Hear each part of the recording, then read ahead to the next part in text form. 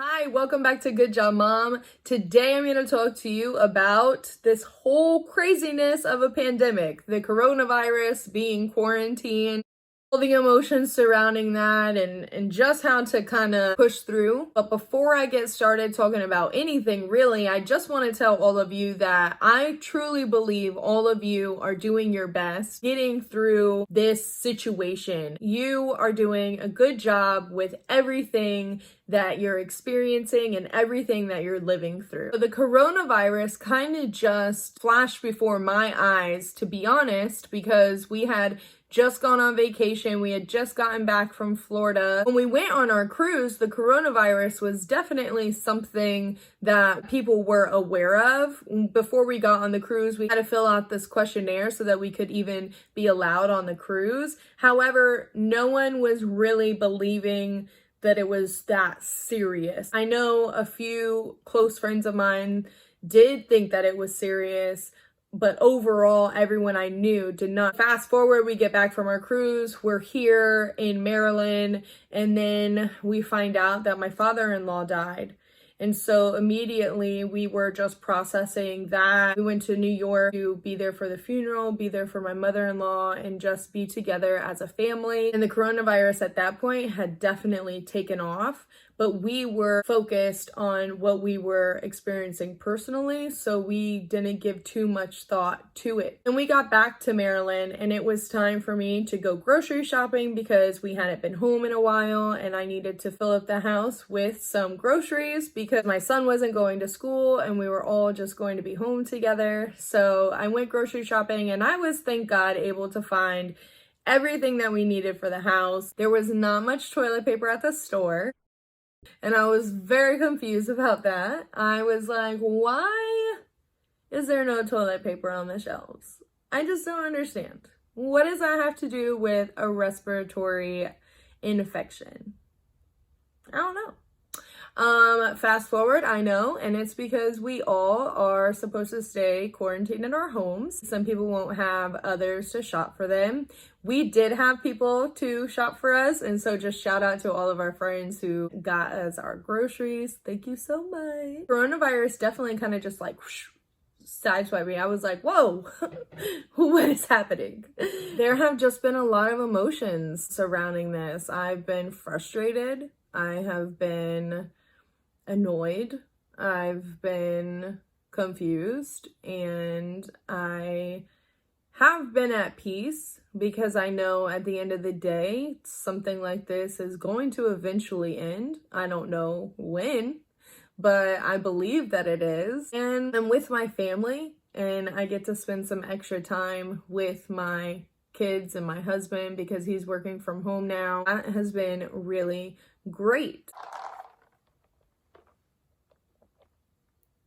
To be honest, I do suffer from depression and anxiety. I actually used to be on medication. Medication negatively impacted me and made my depression and anxiety worse. So I was able to find a way years ago to kind of get a hold of my depression and anxiety, and it was through working out, serving at church, just finding things that energize me, making sure that I'm getting out of my house every day, eating the right types of foods, and not drinking a lot of alcohol. And those things have definitely helped. Fast forward to something like this, where I'm not allowed to leave my house because we were in New York. We had to do a 14-day quarantine. To be honest, I wasn't feeling well a couple weeks ago, and I was happy to do the quarantine because I didn't know like what I had. I didn't know what was going on. So it was great on one hand, but on the other hand, one of the things I have to do to keep my depression under wraps is get out of the house. And so I did go on walks. That's what I've been doing. So something else that really helps me with my depression and anxiety is just kind of sticking with a schedule for myself and kind of treating every day like a normal day. Since I'm talking about what has helped me avoid slipping back into my depression, I want to go ahead and talk to you about what I've been doing to stay sane because hello, my 5-year-old is home from school. I have also my 1.5-year-old. My husband is working from home. So we have a whole lot going on here at the house. Some of the things that are helping me are, like I said, I go on a walk daily. I am reading 5 Psalms and 1 proverb a day, or at least I'm trying to. I also recently was invited to do a Bible study with a couple of my friends, and so we actually meet on Zoom and we do this Bible study in Ezekiel. That's been really cool. So I'm staying planted in the Word, and I'm also attempting to pray as much as I read my Bible. Hi. What's up, babe? How is it going? It's going good. I came down to spend time with you. Oh, okay. AJ, say hi. Hi.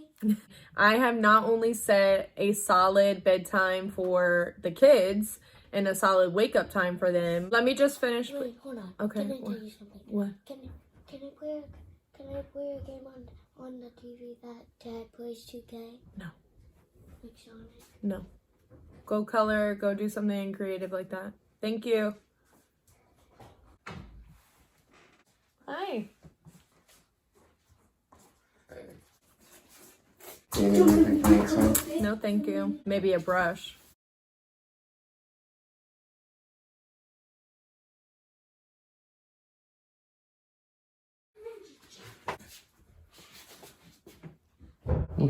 Still salty. Look, you didn't even need it. You look beautiful. Good job, Mom.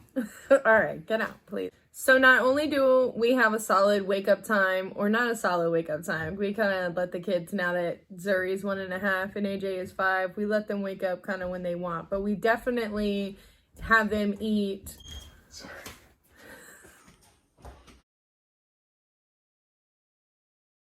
Definitely have them eat by a certain time, and then bedtime is a solid bedtime. Well, hello, I have also done a solid wake up time for myself and a solid bedtime for myself. It just creates a bit of normalcy, and it helps my brain function better when I am waking up at a certain time and going to bed at a certain time.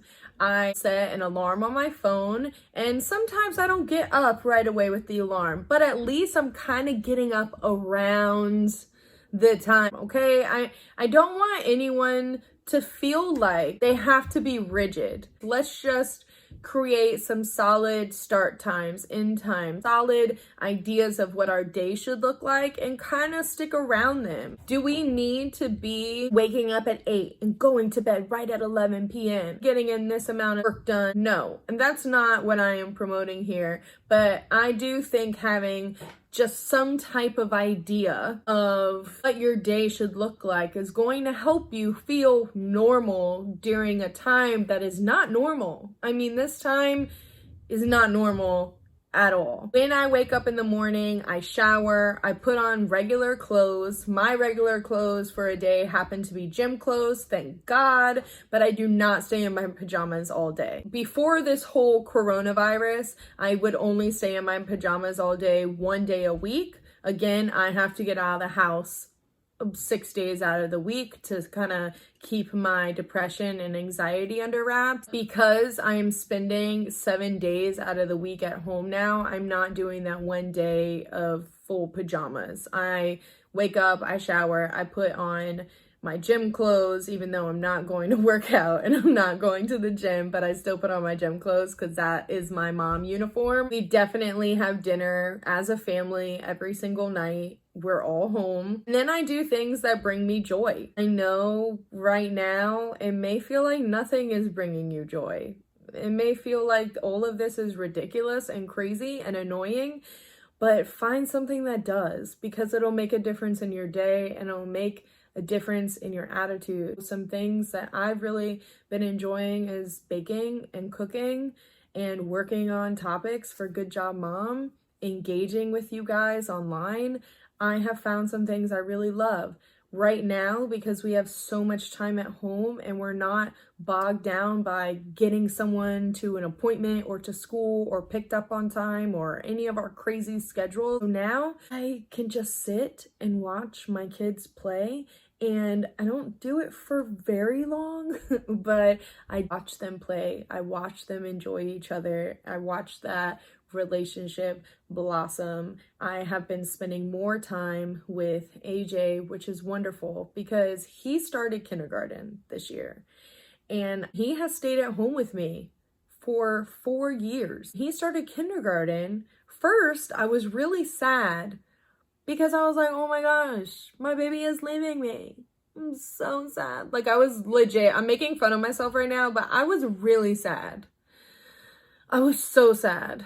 And then that sadness about just my baby leaving me, that sadness went to being sad that I had to wake up at like 7:30 every day to get him ready and leave the house. Y'all, it's cold here, okay? I don't just get to wake up and throw on some clothes and leave. I have to layer up, throw on a coat, some socks. I can't even throw on sandals. Socks. I gotta put socks and shoes on. Anyway, now I don't have to wake up early and I don't have to rush out of the house. And that's pretty awesome. So yes, I've been really annoyed, but when I find myself getting really annoyed at this whole situation of just being quarantined and this whole coronavirus mess and not knowing when it's gonna end, I'm like, you know what? I have really, really highly disliked getting up so early and taking my kid to school. And now I don't have to do that. Now we get to just chill at the house. And that's pretty awesome. And he works my nerves. Both those kids work my nerves. They work my nerves.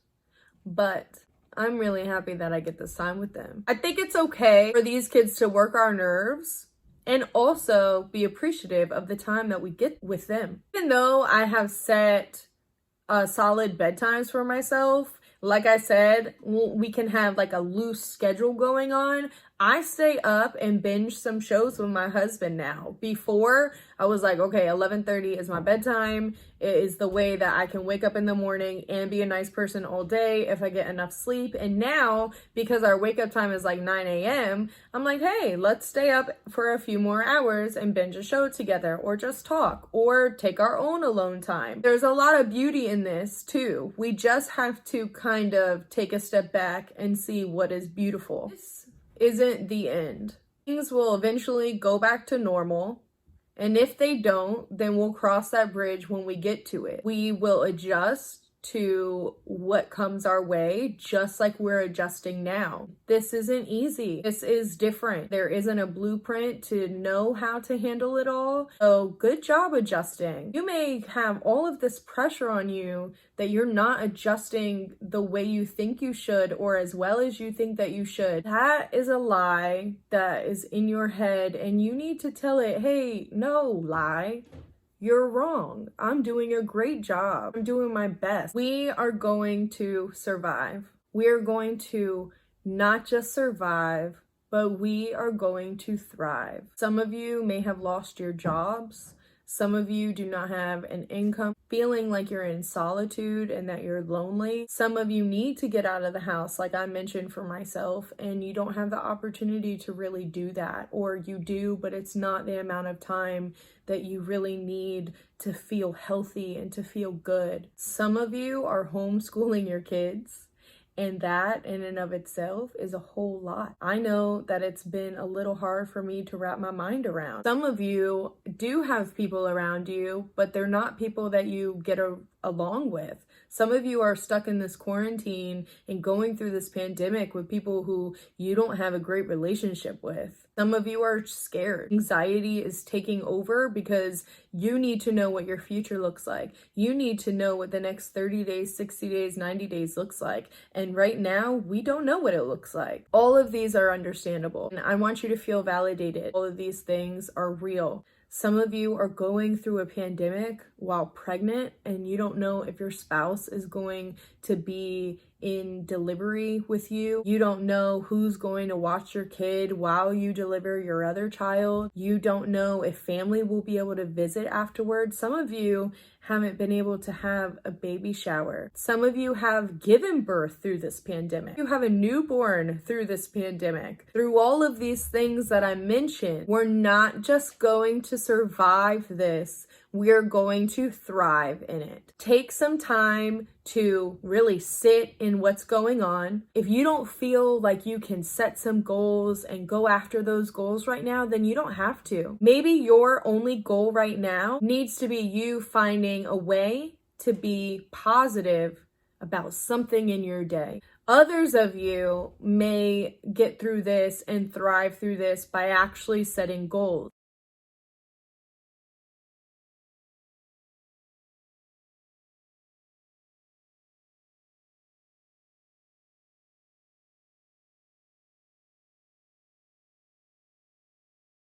AJ, please go upstairs. So how can we thrive through this?